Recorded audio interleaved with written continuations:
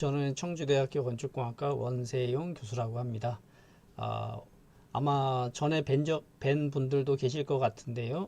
오창읍 농촌 중심지 활성화 사업 PM 단장을 맡고 있습니다. 이번에 3회에 걸쳐서 주민 참여에 관한 부분들, 특히 이 지역 계획을 할 때 우리가 어떤 부분에 주의해서 사업을 해야 될지, 이런 부분들이 굉장히 중요한데, 특히 그 중에서 왜 주민들이 이 사업에 적극적으로 참여해야 하고, 또 그러한 방법들을 어떻게 해야 되는지, 이런 부분들에 대해서 3회의 강의에 거쳐서 강의를 하도록 하겠습니다.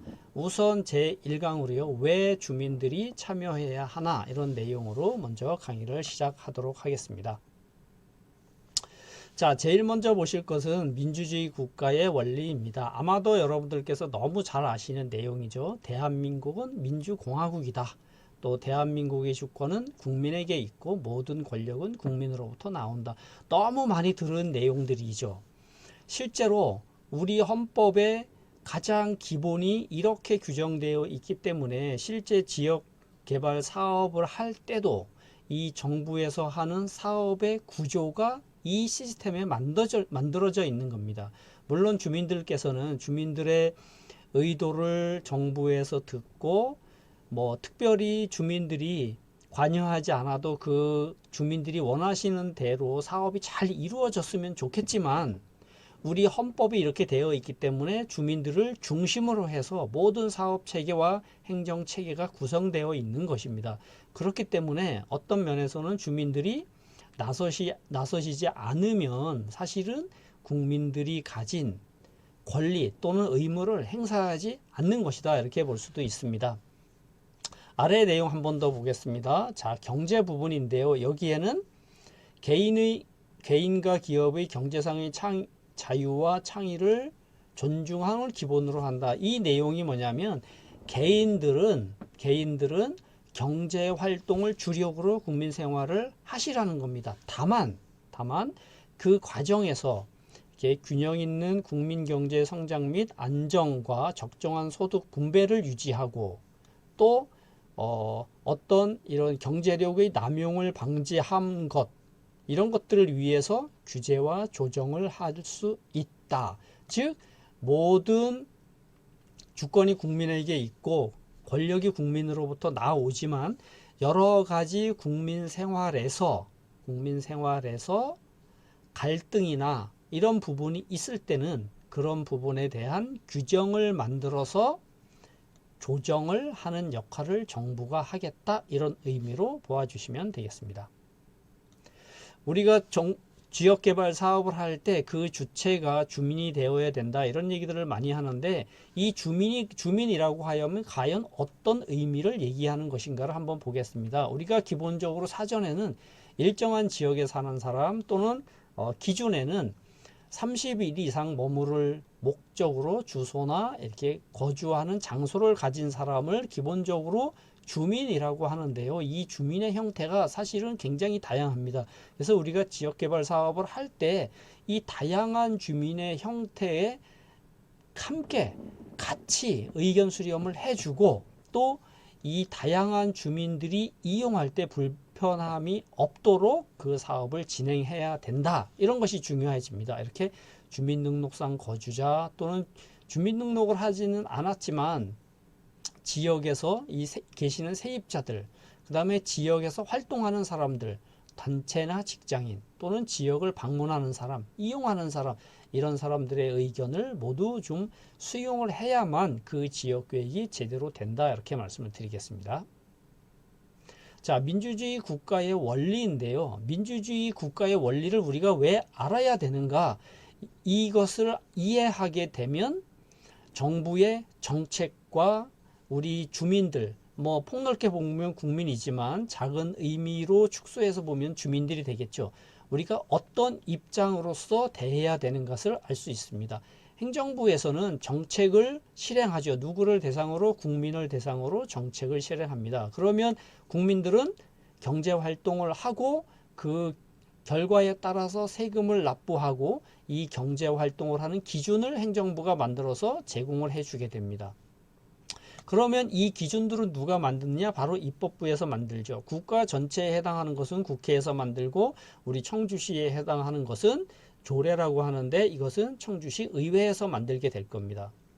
이 3자의 관계에서 국민들은 바로 이 투표를 통해서 입법부의 의원들을 선출을 하고 이 선출된 의원들에게 권한을 위임했죠. 주민들의 의사를 전달할 권한을 위임을 했고 이 입법부에서는 주민들의 의견을 물어서 행정부에 주민들이 필요한 기준을 만들어서 제안도 하고 또는 반대로 행정부에서 국민들의 경제 활동이나 일반 생활에 필요한 기준들을 요청했을 때 그것들을 만들어 주게 됩니다. 그리고 행정부의 행정 집행 결과에 대해서 바로 정책 감시를 하게 되어 있습니다. 우리가 보통 제1섹터, 2섹터, 3섹터 이렇게 얘기를 하는데요. 정부와 국민과 시민단체의 관계를 얘기할 때 정부를 1섹터, 국민을 2섹터, 시민단체를 제3섹터라고 하게 됩니다. 우리가 정부에서 하는 일, 국민들이 해야 될 일은 앞에서 말씀드렸고요.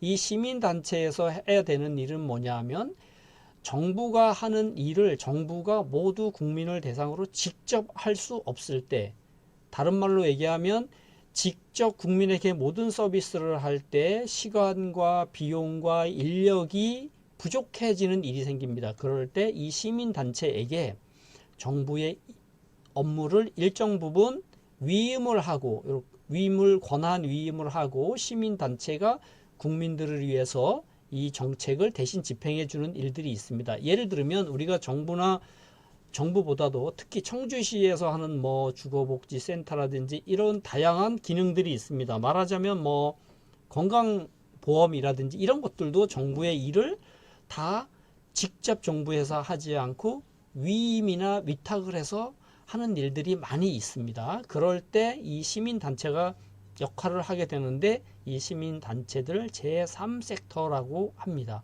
그래서 실제 행정을 하는 행정의 형태를 보면 정부, 국민, 시민단체 이렇게 3섹터의 형태로 이루어진다라고 보시면 됩니다.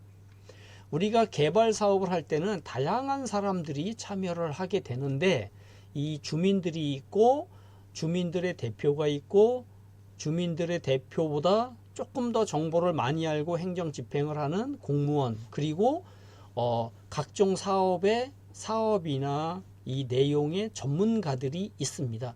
실제로 우리가 사업을 할 때는 이 대표적인 네 그룹이 상호 협조가 잘 되어야만 사업이 원활하게 진행되고 있고 이 네 주체 외에도 사실은 그 사업을 할 때 전문적인 기술 혹은 업무를 제공하는 용역업체들이 이 사이사이에 끼어서 이 일들을 하게 되어 있습니다.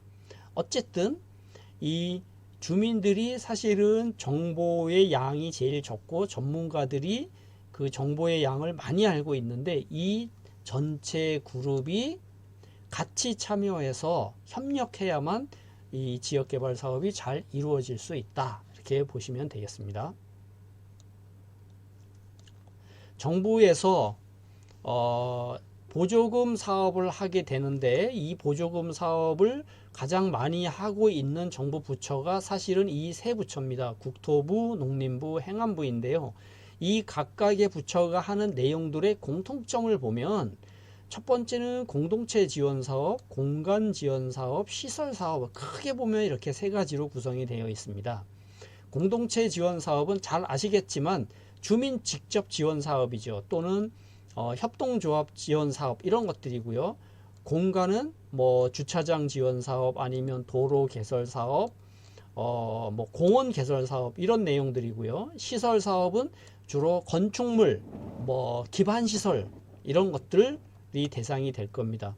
어쨌든 국토부와 농림부와 행안부에서 하는 각각의 사업들이 크게 보면 이 세 부류의 사업들인데 행안부는 공동체 지원 쪽이 조금 많고요. 그 다음에 국토부는 시설 쪽이 조금 더 많고요. 농림부는 이 공동체와 공간 쪽이 조금 많고요. 이런 각각의 특징들은 있습니다만 결국은 공동체, 공간, 시설 이런 분야를 지원한다 이렇게 보시면 됩니다. 우리가 정부에서 어떤 사업을 진행을 할 때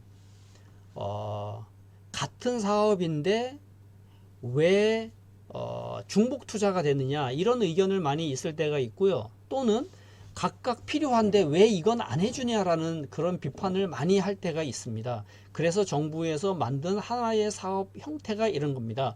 우리가 마을에서 이게 돌봄이 필요하신 분들이 있는데 이 돌봄이 필요하신 분들을 복지부에서 돌봄만 지원하면 국토부에서 지원해야 될 이 건물 이런 것들이 좀 미비하고요.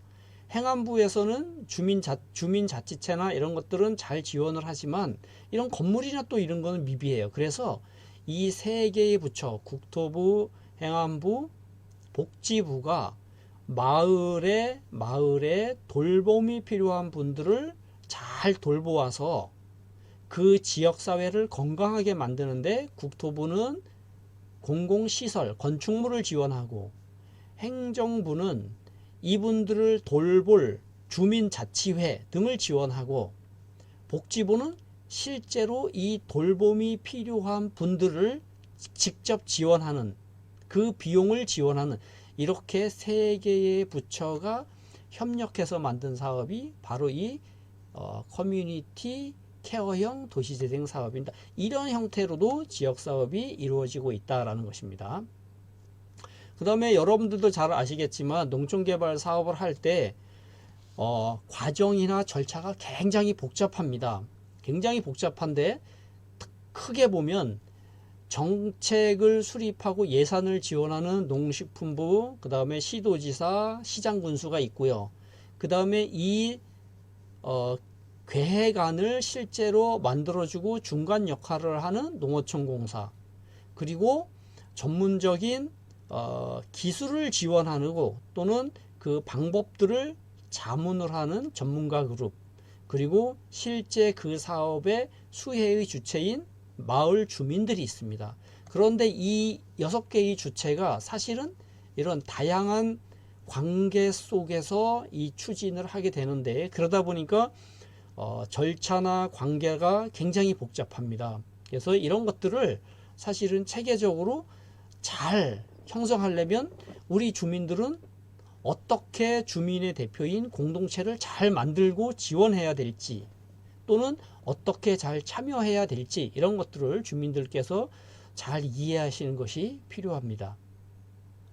우리가 주민 참여 사업을 할 때 예전에는 보통 예전이라 하면 한 1990년대, 2000년대 전까지를 보통 얘기를 하는데 이 행정이 주민들보다 가진 권한이 굉장히 많았고 그 행정의 위주로 모든 이런 사업들이 실행이 됐었습니다. 그런데 그 이후에 지금은 이렇게 행정과 주민들이 어떤 프로젝트를 실행하는 과정에서 역할 분담을 해서 협동 관계를 이루고 있습니다.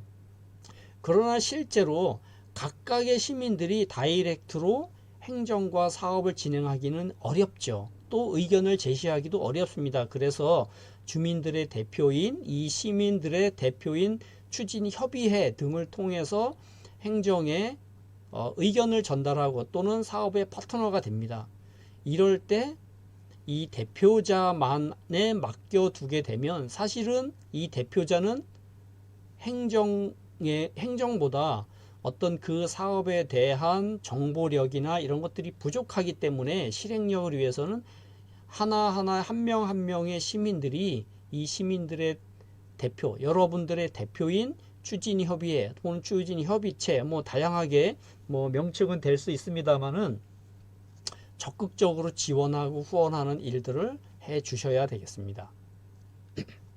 우리가 마을 주민들이 앞에서 말씀드렸습니다만은 대표들이 잘 활동하려면 그 공동체를 잘 만들어야 되는데 우리가 보통 공동체를 법률적인 용어로 결사체 이렇게 얘기를 합니다. 이 공동체는 이 공동성을 가지고 있죠. 여러 주민들이 모인 공동성이 있고 특히 이 공동성 있는 이 결사체 조직이 자치성을 가져야 됩니다. 자치성이라면 스스로 움직일 수 있는 자생력이 있어야 되는데, 이 자생력이 있으려면 첫 번째는 이 기준이 있어야 됩니다. 우리가 기준이라고 하면 뭐 예를 들어서 마을회면 회칙이 있고, 동창회면 동창회 회칙이 있고, 뭐 법인이면 뭐 그 법인의 등기의 내용이 있죠. 또는 정관이 있겠죠. 우리가 마을 협동조합 이런 거 만들면 정관을 만들게 되는데, 이 정관에 의해서 이 자치 기능을 가져야 됩니다. 그러기 위해서는 예산이 있어야 되는 거죠. 이 자치비가 있어야 되고, 그 다음에 이 자치회를 움직일 자치 인력이 있어야 되고, 그 다음에 이런 것들을 규정하는 정관이 있어야 되는데, 이 3자가 세 가지의 요소가 잘 구성이 되어 있을 때 자치성을 가질 수가 있습니다. 그래서 여러분들께서 속한 그 공동체에 이런 역할을 잘 해주시는 것이 사실은 대표로서 일을 잘 하실 수 있게 도와주는 것이 될 겁니다. 이 공동체가 잘 운영이 되려면 의사소통이 잘 되어야 되는데, 이 공개적인 그 토론의 장소, 이것을 공론장이라고 합니다. 이 공론장을 운영할 때는 우리가 이렇게 다양한 사람들의 모임이라는 것, 그 다음에 공공성을 가지는 것, 그 다음에 개인의 사생활을 보호하고 어떤 법률을 위배하지 말아야 된다는 이런 원칙을 가지고 토론을 하고, 그 토론도 이 토의 민주주의 형태로서 잘 운영이 되어야만 이 의사소통이 잘 되게 됩니다. 이 의사소통을 잘 해서 만든 그 결과물을 우리가 바로 이 공론이라고 합니다. 그때 이 공론을 형성하기 위해서는 우리가 앞에서 이 공론장을 잘 만들어줘야 되고, 그리고 이 공론장이 잘 만들어짐과 동시에 우리 공동체가 가지고 있는 성격을 그대로 잘 가지고 와야 됩니다. 그래서 공론장은 보통 우리가 상호 주관적 공동의 영향력 이렇게 얘기하는데, 이 용어들이 사실은 조금 이해하기에 조금 어려운 면은 있습니다.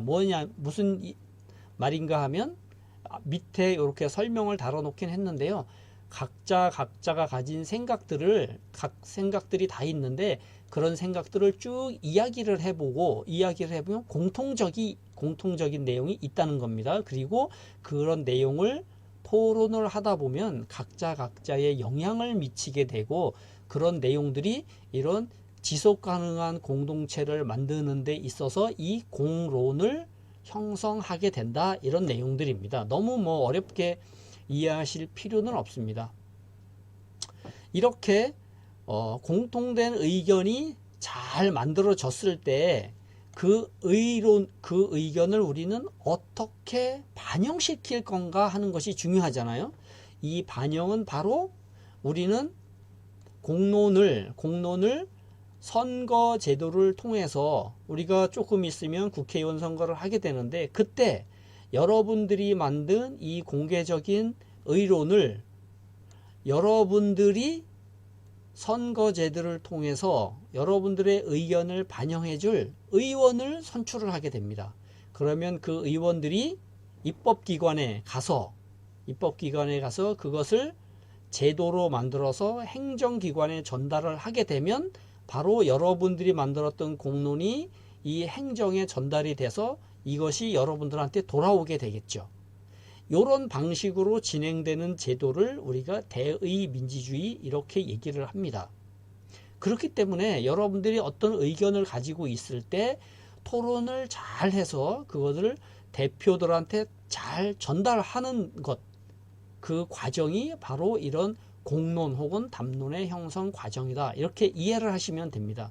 다만 여러분들께서 대표를 선정을 해서 대표를 잘 선정을 했음에도 불구하고 여러분들의 의견이 100% 이렇게 전달되지 않는 경우가 있습니다. 그럴 때가 종종 있기 때문에 이 행정에서는 직접 여러분들의 의견을 듣는 제도를 운영을 하게 됩니다. 그것을 시민사회를 통해서 의견을 듣던가, 아니면 여러분들한테 직접 의견을 듣는 경우가 있는데, 이런 것들을 바로 직접 민주주의라고 합니다. 바로 여러분들한테 직접 주민 개인한테 의견을 듣는 제도, 이런 것들을 직접 민주주의 제도라고 하고요. 여러분들의 대표를 통해서 전달되는 것, 이것을 대의 민주주의 제도, 이렇게 얘기를 합니다. 자, 우리가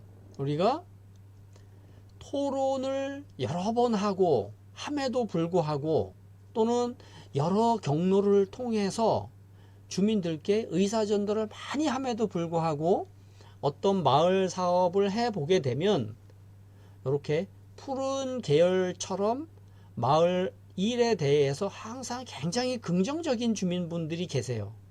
반면에 이렇게 항상 부정적인 의견을 가진 분들이 계세요.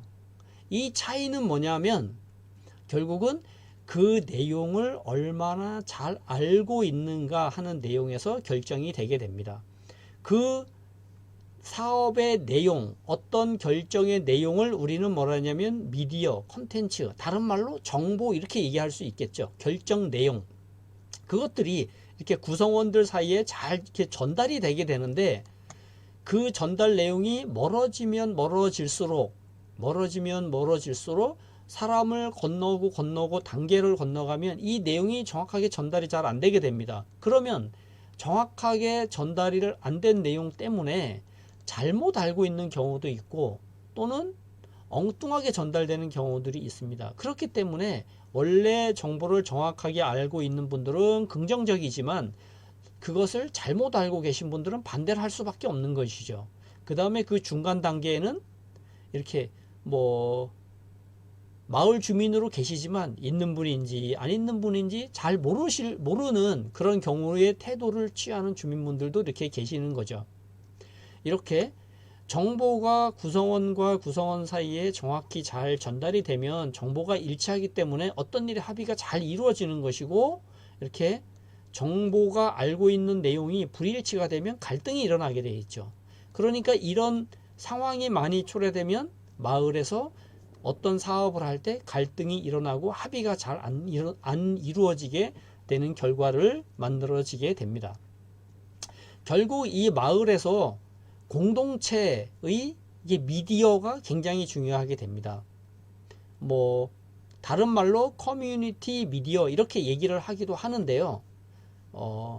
이 미디어, 정보 전달을 역할자, 이렇게 되겠죠. 정보 전달을 하는 방법 혹은 사람, 이 역할을 누가 하게 되느냐? 바로 이 구성원들 간의 소통과 유대를 이 미디어가 하게 되는 것이요. 이게 사람일 수도 있고요, 어떤 장치일 수도 있겠죠. 이 미디어 역할을 하는 주체들은 우리가 사람이 전달하는 경우가 가장 많죠. 특히 위원장님, 통장님, 이장님, 이런 분들 되겠죠. 주로 이렇게 대화를 통해서 전달을 하게 되겠죠. 그 대화의 방법은 직접 대화, 마을신문, 방송, SNS, 우리 카톡, 문자, 밴드, 전화, 이런 것들이 다 되겠죠. 이런 것들이 잘 이루어지게 되면 마을 행정이나 개발 소식들이 잘 전달이 되는 것이고, 그렇게 되면 마을의 고유한 특성의 발굴이라든지 어떤 그 정체성의 형성이라든지 이런 것들이 잘 이루어지게 됩니다. 다음 기회에 또 이런 내용들을 말씀드릴 수 있겠지만, 이런 내용들이 잘 이루어졌을 때 마을 내의 정보의 흐름이 원활하게 되고, 그런 마을은 이 공동체가 잘 구성되고, 쉬운 말로 공동체 간의 사이가 굉장히 좋아집니다. 우리가 지역 개발을 원활하게 이루려면 바로 마을 주민들 간의 이 공동체 형성이 잘 되고, 이 공동체의 대표들이 의사결정을, 주민들의 의사를 잘 반영을 해서 의사결정을, 그 사업을 진행하는 주체자와 잘 이루어져 줘야 되는데, 이것들이 안 되면 계속 사업이 지체되거나 공전하거나 이런 현상들이 발생을 하게 됩니다. 그러니까 결국은 마을 내에서 이 정보의 흐름들, 다른 말로 얘기하면 마을 사업에 대한 내용들 혹은 결정 내용들이 얼마나 잘 이루어지는 소통 구조를 만드는가 하는 것이 우리가 지역 개발을 사업을 할 때 가장 중요한 일이다, 이렇게 말씀드릴 수 있겠습니다. 자, 마지막으로 그렇다면 이런 마을 내에서 정보 전달을 잘 하게 하려면 우리가 네트워크 구조, 그 사람들 간의 관계를 어떻게 만들어야 될 것인가, 이게 굉장히 중요하잖아요. 우리가 정보 전달이 되는 이 형태를 보면, 예를 들어서 여기가 오창 읍사무소입니다. 읍사무소에서 이장님께서 회의를 하시면 이장님이 마을에 오셔서, 그죠? 반장님들께 전달을 하세요. 반장님께 전달을 하면 이것이 마을의 주민과 주민을 통해서 이렇게 한 단계, 두 단계, 세 단계 이렇게 건너가게 됩니다. 이렇게 다단계로 정보가 전달이 되기 시작하면 정확도가 점점점 떨어지게 됩니다. 그래서 처음에는 이렇게 큰 형태의 정보였는데 맨 마지막까지 전달이 되면 이렇게 작은 형태밖에 전달이 되지 않습니다. 이렇게 되면 바로 정보가 내용이 달라지는 경우도 있고요, 양이 이렇게 줄어드는 경우도 있습니다. 그러니까 읍사무소에 계신 분들이 제일 정확하게 정보를 알고 다음 단계, 다음 단계, 다음 단계로 이렇게 전달 단계에 따라서 정보 양이 축소가 됩니다. 그런데 이렇게 정보를 요런 단계로 정보를 습득하시는 분이 계신 반면에, 반대로 읍사무소 홈페이지에 이렇게 직접 확인을 하시는 주민분들도 계실 수가 있죠. 이런 분들은 이렇게 단계로 전달되는 부분보다 굉장히 정확하게 정보를 알 수 계시는 거죠. 그러니까 마을 주민들 중에 이렇게 다 같은 마을 주민분들이지만 정보에 전달되는 내용과 양이 달라질 수밖에 없는 겁니다. 그래서 우리는 이런 정보 전달 체계를 다양한 방법으로 정확하게 전달될 수 있도록 이렇게 체계를 만들어야 됩니다. 그래서 우리가 이렇게 네트워크를 잘 만들어야 되는데, 이런 네트워크를 잘 구성하려면 제일 중요한 거는 첫 번째, 이렇게 자신이 노력을 해줘야 됩니다. 각자 이렇게 주민들 각자가 정확한 정보를 파악하기 위해서 노력을 해 주실 때 우리가 되는 것이요. 그러면 공동체가 이렇게 만들어지고 공동체에 같은 수준의 정보가 잘 전달이 돼야만 이 공동체가 잘 이루어지게 됩니다. 이렇게 공동체가 정보가 잘 흐르는 공동체가 만들어졌을 때 그것을 우리가 뭐라고 부르냐 하면 이렇게 사회적 자본이라고 부릅니다. 이렇게 정보가 잘 흐르는 이런 공동체는 사회적 자본이라고 하고, 이런 공동체는 구성원들의 신뢰의 정도가 굉장히 높습니다.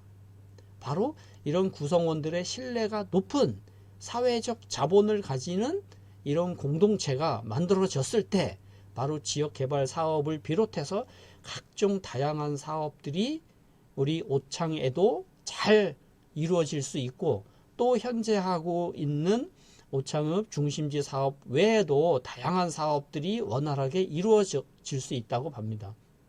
바로 이 공동체의 구성원들 간의 공유와 협력이 원활하게 가능할 때 모든 사업들이 잘 이루어질 수 있습니다. 그러기 위해서는 우리가 이 정보 전달 네트워크를 잘 구성을 해야 됩니다. 그러기 위해서 우리가 바로 제목에서 말씀드렸던 왜 주민들이 참여해야 하는가, 바로 첫 번째는 우리 국가의 주권을 가진 주권자들이 주민이시고요, 그 주민들이 앞장서서 우리 공동체 내의 이 정보 전달 체계에 참여하실 때 바로 한 분 한 분이 모두 나서서 참여해 주셔야 이 정보 전달이 잘 될 수 있는 공동체를 만드실 수가 있습니다. 그렇게 되면 바로 공유와 협력이 바탕이 된 오창 주민협의체가 되시지 않을까, 그렇게 될 거라고 생각을 하게 됩니다. 이 자세한 내용에 대해서는 계속 또 2강에서 계속해서 말씀드리도록 하겠습니다. 자, 잠시 후에 이 강에서 다시 뵙도록 하겠습니다. 자, 고맙습니다.